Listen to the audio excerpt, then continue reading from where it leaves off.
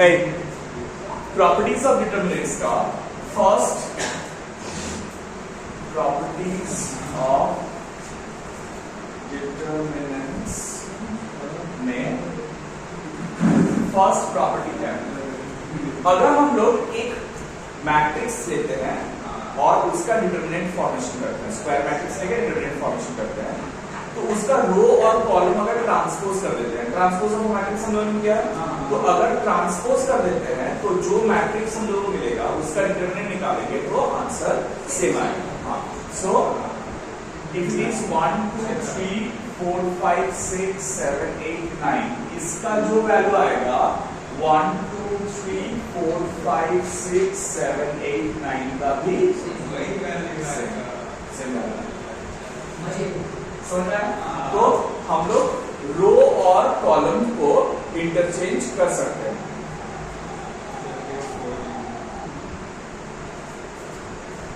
अच्छा, property second property, कोई भी दो रो को अगर हम लोग इंटरचेंज करते हैं या कोई भी दो कॉलम को अगर हम लोग इंटरचेंज करते हैं, well now the second thing is, second property क्या है? अगर हम लोग कोई भी एक कॉलम इंटरचेंज करते हैं दूसरा कॉलम के साथ, तो मतलब कोई भी दो कॉलम आपस में इंटरचेंज करते हैं, तब क्या होगा? तब एक सामने माइनस साइन आ जाएगा। You can do the same thing for the rows, rows के लिए भी कर सकते हैं, ठीक है? इसका मतलब क्या है?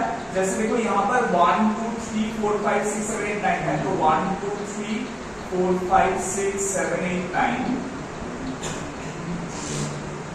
अगर हम लोग रोज इंटरचेंज कर देते हैं, मतलब 4 5 6 1 2 3 7 8 9, तब सामने एक माइनस साइन आ जाएगा। या तो कोई भी रो इंटरचेंज करेंगे या तो कोई भी कॉलम इंटरचेंज करेंगे, ठीक है?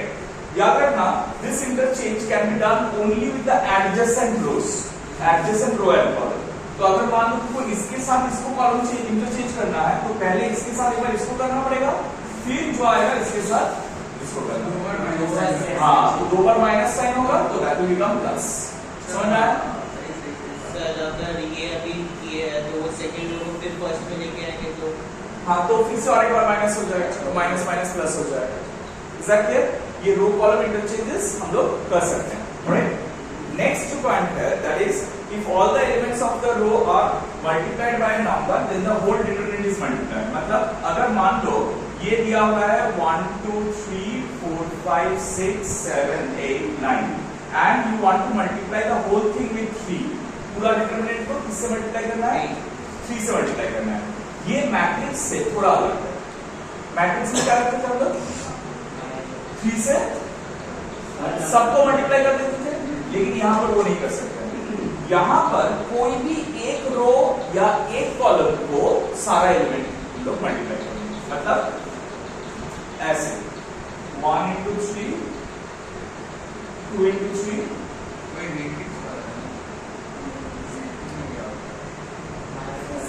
4 5 6 7 8 9, मतलब या तो एक रो का सारा एलिमेंट के साथ मल्टीप्लाई कर सकते हैं या तो एक कॉलम का सारा एलिमेंट के साथ मल्टीप्लाई कर सकते हैं। ये तो पूरा इंटरचेंज हुआ ही नहीं नंबर 2 वाला। कौन सा? देखिए 7 8 9 के नीचे ही रहेगा। हाँ, अरे हम ये फर्स्ट रो को सेकंड रो के जगह में लिखेंगे, सेकंड रो को फर्स्ट रो के जगह में लिखेंगे। आप मुझे तीनों इंटरचेंज, मतलब सारा इंटरचेंज ऊपर वाला नीचे रहेगा। अगर हम लोग इसको भी चेंज करना चाहते हैं तो उसको और एक बार इंटरचेंज करना पड़ेगा। कोई भी दो एडजेसेंट रो या कॉलम को इंटरचेंज कर सकते हैं एक बार में कोई भी दो एडजेसेंट कॉलम या रो को इंटरचेंज कर सकते हैं और तब एक माइनस साइन सामने। अगर हम लोग इसको और एक बार इंटरचेंज कर देते हैं, मतलब मान लो इसको नीचे लिखे इसको ऊपर लिखे, तब ये माइनस माइनस प्लस हो जाएगा और एक बार। सो 4 5 6 7 8 9 1 2 3, समझे? अच्छा, सो ये जो 3 मैंने यहाँ पर फर्स्ट रो में मल्टीप्लाई किया, इट इज नॉट नेसेसरी। तुम अगर चाहते हो तो तुमको कोई भी कॉलम के साथ भी सारा एलिमेंट के साथ मल्टीप्लाई करना पड़ेगा, लेकिन जो कॉलम या जो रो के साथ कर रहे हो उसमें सारा एलिमेंट के साथ करना पड़ेगा। समझ में आया? नेक्स्ट, अगर कोई कंसेक्यूटिव रो या कंसेक्यूटिव कॉलम आइडेंटिकल होता है, कंसेक्यूटिव नहीं, कोई भी दो कॉलम या कोई भी दो रो आइडेंटिकल होता है, तब वो डिटरमिनेंट का वैल्यू 0 होता है। मतलब इफ इट इज 1 2 3 4 5 6 4 5 6 तब द आंसर इज 0। कोई भी दो कंसेक्यूटिव रो या कॉलम का एलिमेंट्स अगर सेम हो जाएगा तो उसका वैल्यू 0 आ जाएगा। अगर दो कंसेक्यूटिव नहीं है, एक ऊपर है एक नीचे है, हाँ तब भी कंसेक्यूटिव नहीं, कोई भी दो कंसेक्यूटिव होना पड़ेगा, जरूरत नहीं कोई भी दो। जैसे देखो फर्स्ट वाला सम को सॉल्व किया, आंसर 0 आया ना, तो देखो इसमें क्या है, ये 6 2 -10 -3 -1 5 और 2 2 2, ठीक है। तो अब देखो थोड़ा ध्यान से, यहाँ पर अगर हम लोग ये जो एलिमेंट्स है ना, इसमें सारा एलिमेंट्स से अगर हम लोग -2 कॉमन ले लेते हैं, -2 सारा एलिमेंट्स से कॉमन ले लेते हैं, राइट। तो क्या हो जाएगा, -2 सारा एलिमेंट से कॉमन ले लेंगे तो क्या हो जाएगा 3 -3 -1 5। ये भी देखो -3 -1 5 2। तो देखो दो कॉलम सेम हो गया ना, तो तुम डायरेक्टली इसको इवैल्यूएट करने का जरूरत नहीं है। So this is how the properties help you. तो देखो तुम अगर फर्स्ट में तुमको इवैल्यूएट करने बोला गया था तो तुम पूरा इवैल्यूएट कर किए बैठ, तो बहुत सारा कैलकुलेशन करना पड़ा, लेकिन हाँ उसके बाद पता लगा कि वो 0 है। लेकिन अगर हम लोग प्रॉपर्टीज पता है तो हम लोग डायरेक्टली पता लगा लेंगे कि वो 0 आ रहा है। क्लियर? अच्छा, ये चार प्रॉपर्टी समझ में आ गया। Well, now the most important property. This is where the first place you understand how to go for the manipulation of the determinant. ये थोड़ा ध्यान से देखो। If you have a determinant 1 2 3 4 5 6 7 8 9, ठीक है?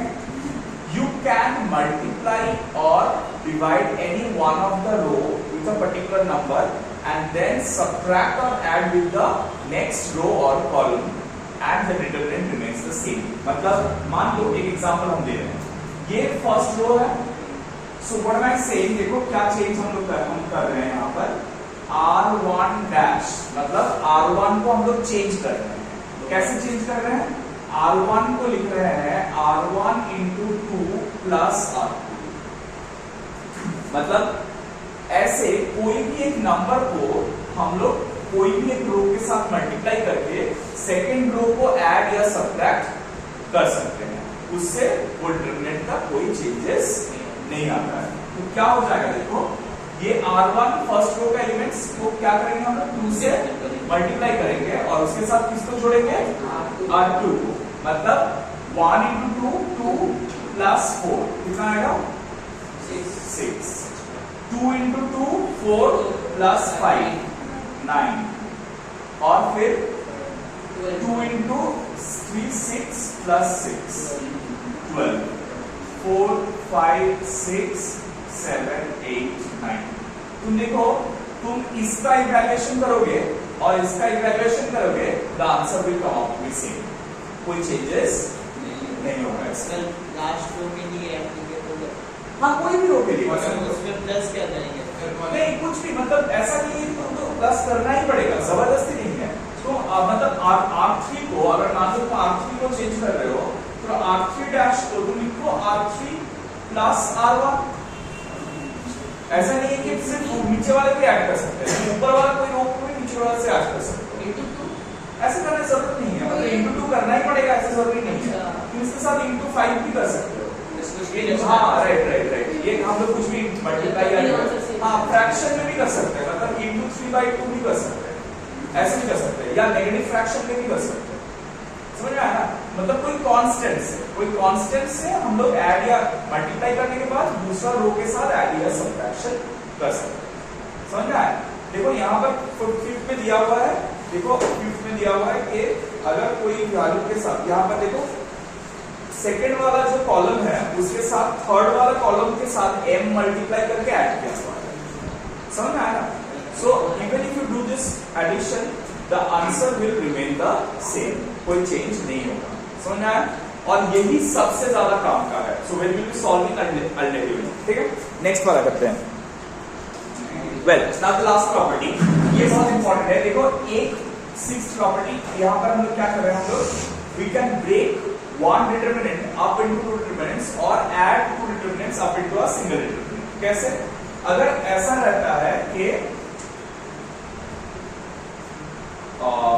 Same a plus b c plus d e plus f और यहां पर p q r s t u,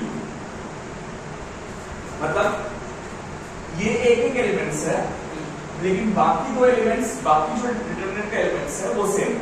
तो हम लोग इसको दो अलग अलग डिटरमिनेंट्स में तोड़ सकते हैं, a p q c r s e t u plus b d f p r t q s। समझा है? मतलब अगर कोई भी एक रो या कॉलम को, कॉलम के अबाउट में हम डिटरमिनेंट को तोड़ेंगे तो बाकी रोज और कॉलम चेंज नहीं करेगा, वो फिक्स रहेगा। कोई भी एक रो को हम लोग दो पार्ट्स में तोड़ के एडिशन या सब्ट्रैक्शन के साइन से अलग अलग कर सकते हैं। समझा? सो सिमिलरली अगर दो डिटरमिनेंट को हम लोग को ऐड करना है तो याद रखना कि उसका एटलीस्ट दो कॉलम्स दोनों डिटरमिनेंट में सेम होना चाहिए, तीसरा वाला कॉलम को हम लोग ऐड कर सकते हैं। ये जो a प्लस b है, a c माइनस b, अगर बीच में साइन डेरिवेटिव रहा तो ये प्लस, हाँ तो प्लस चलेगा, नहीं अगर सारा माइनस हो गया तब माइनस हो, राइट, तब तो जो साइन है वही पे बैठा देंगे। मतलब मान लो ये c माइनस d था तो हम लोग यहाँ तक करने के बाद माइनस d था, हाँ तो बीच वाले में, हाँ तब माइनस बाहर लेके बीच वाले में से मल्टीप्लाई करेंगे, क्योंकि देखो सारा कॉलम में सारा एलिमेंट में माइनस आ गया, तब तुम कॉमन ले सकते हो क्योंकि मल्टीप्लिकेशन डिवीजन वाला कंसेप्ट आ जाएगा यहाँ पर।